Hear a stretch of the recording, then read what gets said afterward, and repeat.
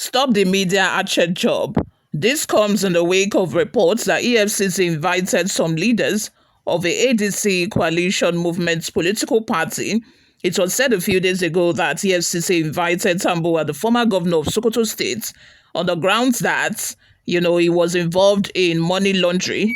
They even categorically said that he withdrew 186 billion naira in cash from an account, and which is why he was invited.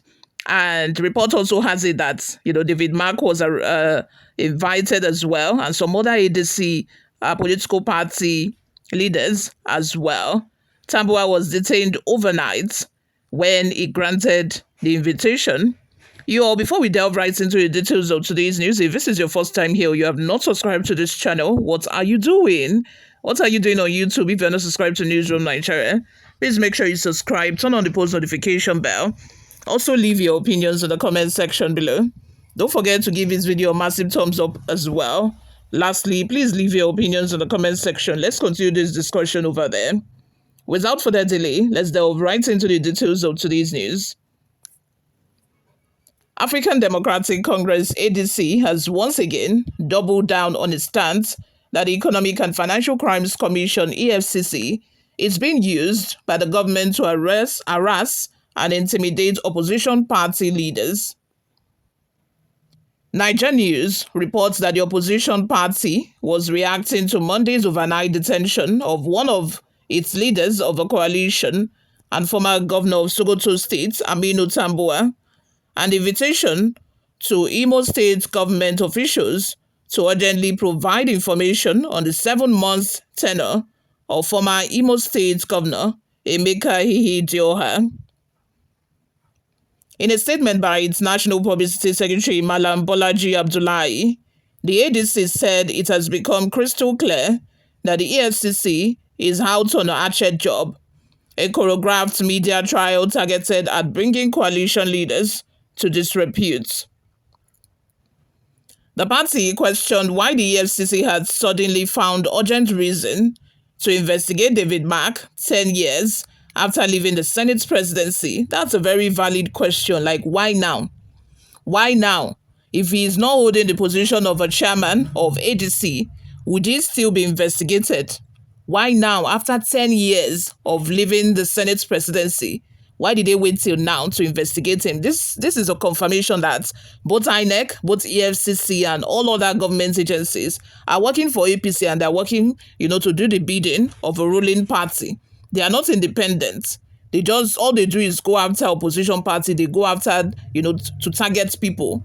They are like, what's it called? They are like hatchet men. They are being used, sent after enemies.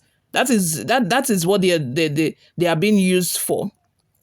Moving on, Ihedioha, more than 5 years after his brief tenure as governor, and Tambuwal 2 years after leaving office as Sokoto governor.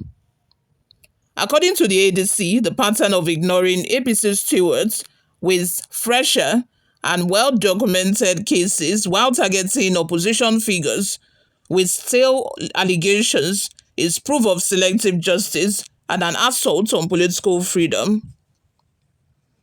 A full statement said, following our earlier release on Monday, in which we alerted Nigerians about the plan to deploy the Economic and Financial Crimes Commission EFCC as a political weapon by the ruling All Progressive Congress APC, we wish to bring to the public's attention fresh details that expose the extent of this coordinated assault on the opposition.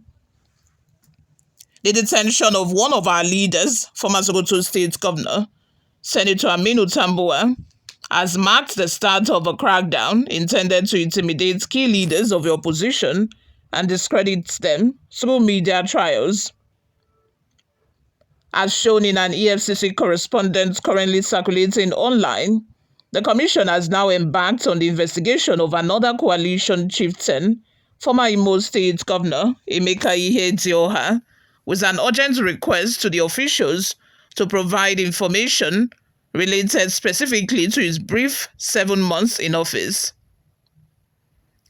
Retired Honorable Emeka Ihedioha, former Deputy Speaker of the House of Representatives, served as governor of Imo State for just 7 months, from May 29, 2019, until the Supreme Court removed him on January 14, 2020, a full 5 years and 7 months ago. We therefore wonder what makes investigating him suddenly urgent now. Most notably, the EFCC has now surreptitiously started evacuating all the files from the ADC chairman, Senator David Mark's tenure as president of the Nigerian Senate. Let us remind Nigerians that our party chairman, Senator Mark, served as a Senate president for 8 years, from June 6, 2007 to June 6, 2015, making him the longest serving Senate president in our history. He left office 10 years and 2 months ago. 3 Senate presidents after, the EFCC suddenly remembered that he was a Senate president. While the ADC as a party stands for adherence to the rule of law and due process like all Nigerians, we question the curious timing, selective targets, and political motivations that now seem to define the EFCC's actions. A fight against corruption that begins and ends with the opposition is not justice, it is prosecution. We have no doubt that this is witch hunting. It is the APC government weaponizing anti-corruption to do its political battle. Having failed to stop the coalition, the G3 ruling party's next move is to discredit its leaders by getting the EFCC to accuse them of looting the entire treasuries.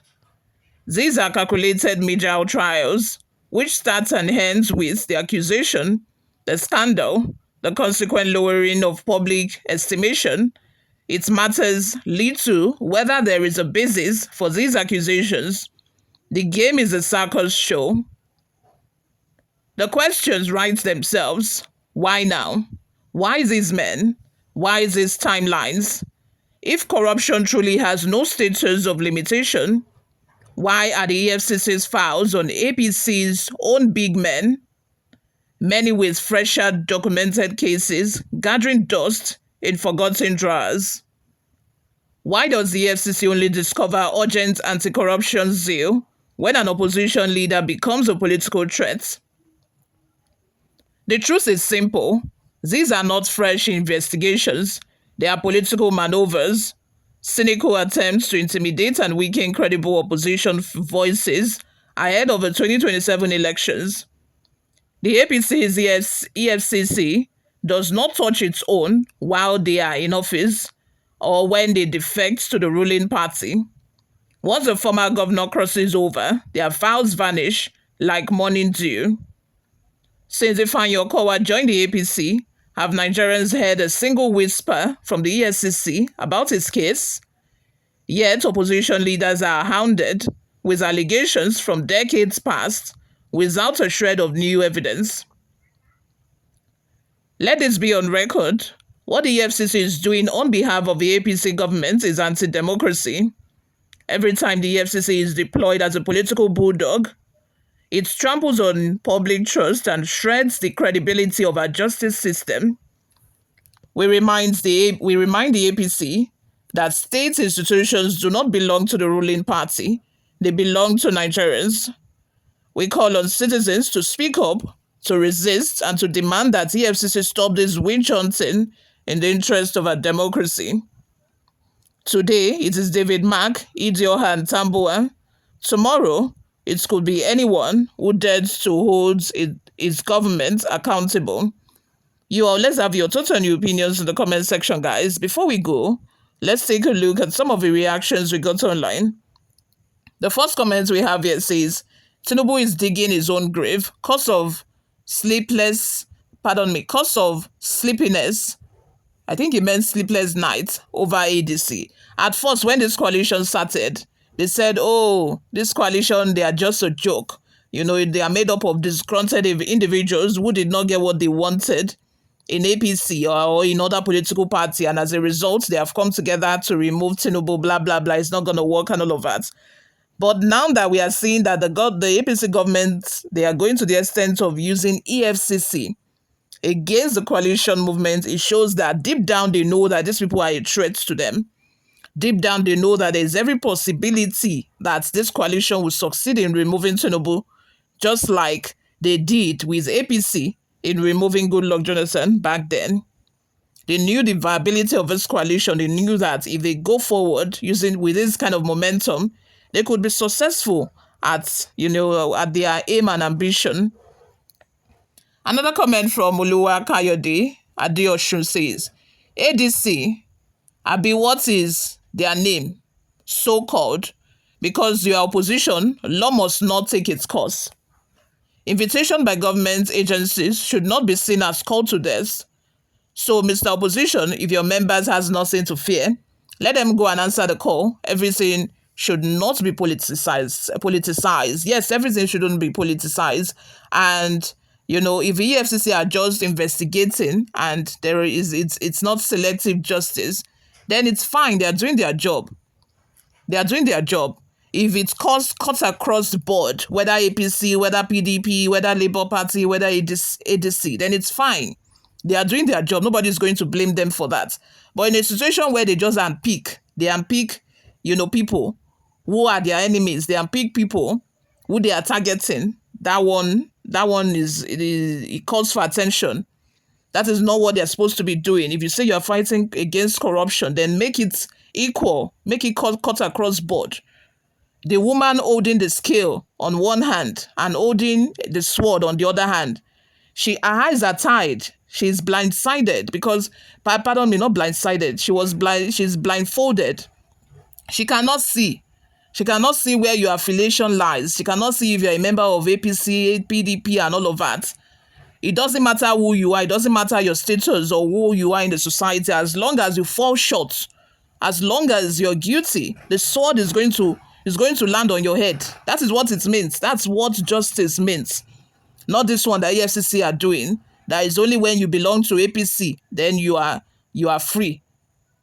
Immediately Okowa joined APC, all of his files became forgotten. Are they going to tell me that the Senate president, that was the Senate president for so many years, who has even left the position 10 years ago?